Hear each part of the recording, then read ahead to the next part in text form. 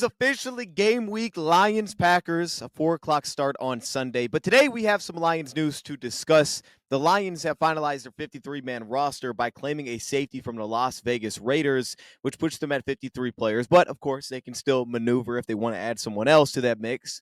Also, on top of that, we got a little backstory on how the Lions landed John Morton and the interest that Ben Johnson and Sean Payton had at retaining John Morton, who is now the Lions offensive coordinator. So let's get right into it. But I want to start first with this John Morton story, and we'll quickly touch on this. This is according to the Detroit Free Press, who gave us this information and these quotes from Dan Campbell and from John Morton and how this all went down. Reportedly, John Morton was out, seemingly on vacation. Sean Payton was also there trying to keep John Morton around, and he got a call from Dan Campbell, and Dan Campbell's interest at bringing him into the offensive staff, a 10 to 15-minute call. Right after that call with the Detroit Lions, he immediately got a call from Ben Johnson, and Ben Johnson also had interest on John Morton joining that offensive staff. And as he was trying to make a decision on what he wanted to do next, where he was going to go next, and we didn't get through any of these quotes like directly that, oh, hey, but Ben Johnson wanted him to be the offensive coordinator, or Dan Campbell at the time was offering the offensive coordinator role. Instead, it was just joining the offensive staff.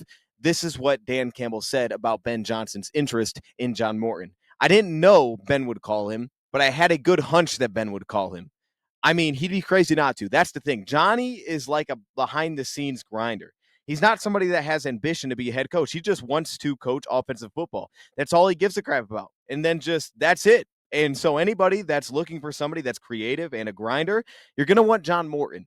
That's what he said about John Morton. Now, we've heard from John Morton this offseason about how much of a grinder he really is and what he loves to do, which is study game film, go to the lab, which is on his computer, break down schematics, find ways to attack teams stylistically and schematically. We've heard from John Morton. We've heard the reports like him getting up there at 3:30 a.m. doing just that. I'm very excited to see it. It also makes me understand a little bit more why he likes being in the box so much, because it kind of takes some of the emotion out of the game a little bit, kind of the fired up emotion where everything's happening really fast when you're on the sideline. You pull yourself off from that. You get to see really the live all 22, see how a defense is attacking you. What are they doing stylistically? What slight adjustments are they making? And then you can kind of adjust to that as a coordinator from a schematic perspective and try to attack teams, right? It's like a game of chess from that perspective that John Morton is dealing with. So it makes a ton of sense that he would like to be in the booth. So keep in mind, he's done this before. The guy's been an offensive coordinator before, so I trust that he's going to understand his preferences. But what Dan Campbell said right there was really interesting, that he doesn't have the ambition to be a head coach. This guy just wants to do offensive football. He wants to dial it in schematically. We know the roots of John Morton going back to John Gruden, who was there at the Detroit Lions training camp this year, working with Sean Payton, working to put together this Lions offense in 2022, which is the first year that it took off as well. We've also done multiple breakdown videos on John Morton. I've kind of put that at the end of videos to go check that out. But as the story continues, John Morton states, I talked to some people and they're like, dude, if Campbell offers you a job, you freaking take it. What are you, an idiot? You take the job from Dan Campbell if he offers you that. And as we know, he clearly did take the job from Dan Campbell, seemingly by some of those friends that influenced him to take that job with the Lions. Ultimately, the Bears ended up with Tanner Engstrand as their offense coordinator. That could have been their ultimate goal anyway. Maybe it was John Morton, maybe it wasn't. I know kind of the perspective this offseason was like, oh man, Tanner Engstrand went to Chicago. He chose Ben Johnson over the Lions. Like I've heard that earlier in the offseason. But while we don't know all the information about it, there's also the possibility that the Lions just wanted John Morton as their offensive coordinator. Like that was their main target. That's who they were after,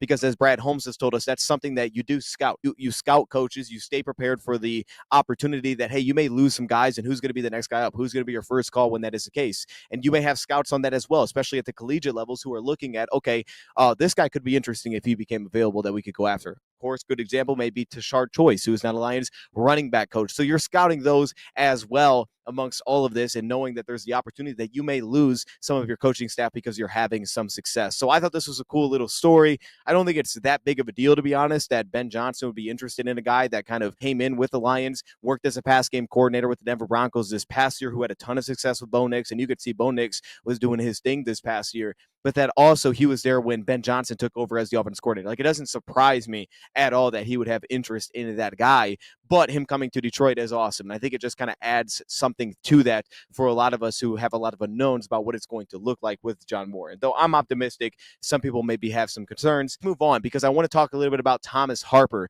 the Lions' new safety who they claimed from the Las Vegas Raiders. Last year was his rookie year, an undrafted free agent in 2024, played 191 defensive snaps for the Raiders this past year. And it's weird weird to think that this guy was let go because he played one snap in this year's preseason. It doesn't seem to make sense that he was let go, as they brought in a different safety, Tristan McCollum from the Philadelphia Eagles. Why would they let him go? It seemed like he only did good on the field for the Raiders. What would be the point here? Was there something off the field? Well, according to reports, they believe that he was dealing with some sort of injury, which would make sense as to why he only played one preseason snap. But again, he was just waived. There was no waived injured. There was no injury settlement. The guy was just waived, and the Lions picked him up on the waiver wire, right? They put in a claim, and they were awarded. Is seemingly perfect. This is why you leave that open roster spot so that you can make this move if that comes available. And I got to believe, I don't think this is reach at all. I think the Lions got a really nice player here. I really think they did. And now their safety room, after adding another player from the Jacksonville Jaguars, is now at 5. So it's much deeper than it was. And you still got guys like Eric Hallett and Lawrence Strickland back on the practice squad.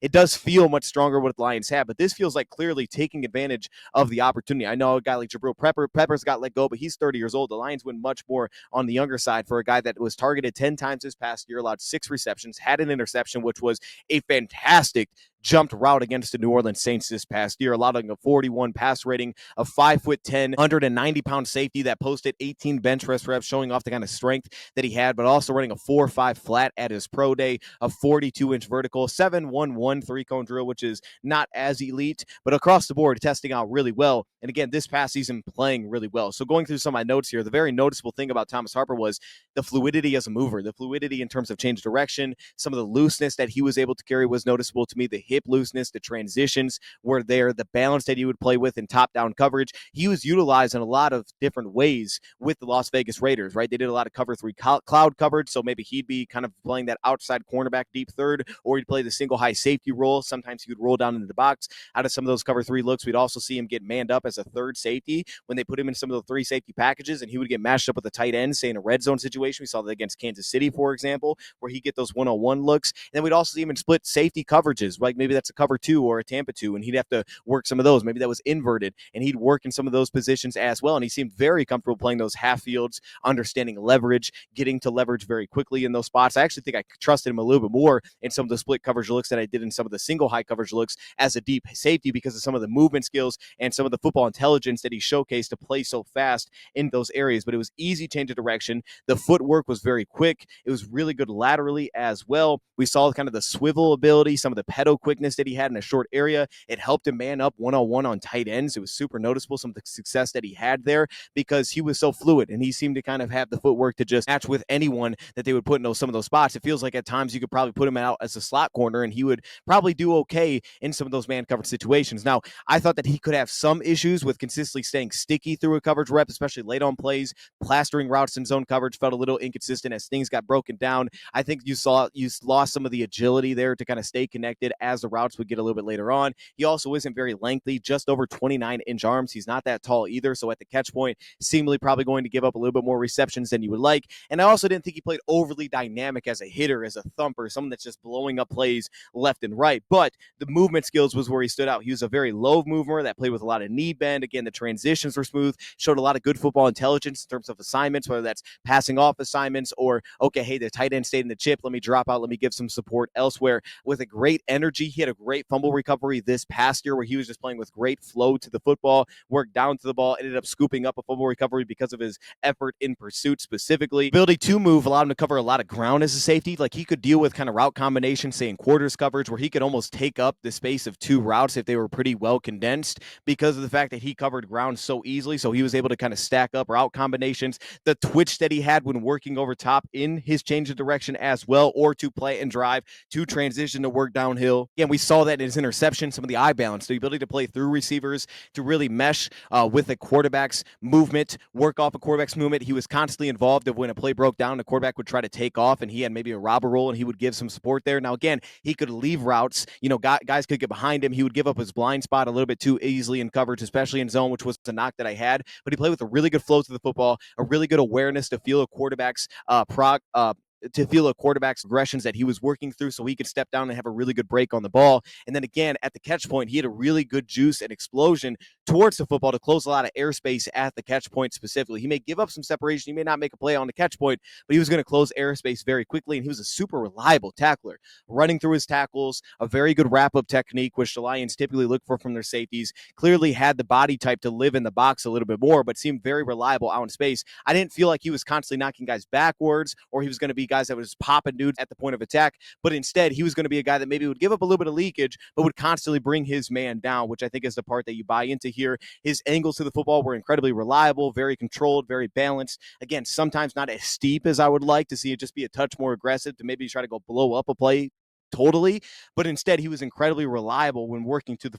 football in the pursuit that he made. In coverage, he felt like he could play a touch top heavy, try to get hands on, maybe he kind of raised. I didn't always feel like his long speed felt as great there, the inability to stay attached to later a play got, but you did feel the long speed in the sense that, and some of the loose in the sense that, man, he could make completely 180-degree hip flips, right? He could recover incredibly well when a guy did get into his blind spot, and he could just find a way to cover a ton of field because of that alone. His movement skills were so noticeable, the football intelligence, the toughness that he played with. Overall, I think this is clearly a good addition for the Lions. The only question is going to be, is he healthy as a Detroit Lion? It's the only question I have because that's reports from the Raiders. Outside of that, if he is right, this feels like a fantastic addition and truly a guy that could play as the Lions' third safety week 1, week 2 early in the season. He could get out there as a third safety because of his versatility. I think this is a terrific addition. I think we're going to see him on defense this year. Man, what a nice pickup seemingly the Lions have here. I'm going to leave it there. Let me know your thoughts in the comments below. Thank you, Brett, for watching, and I'm out.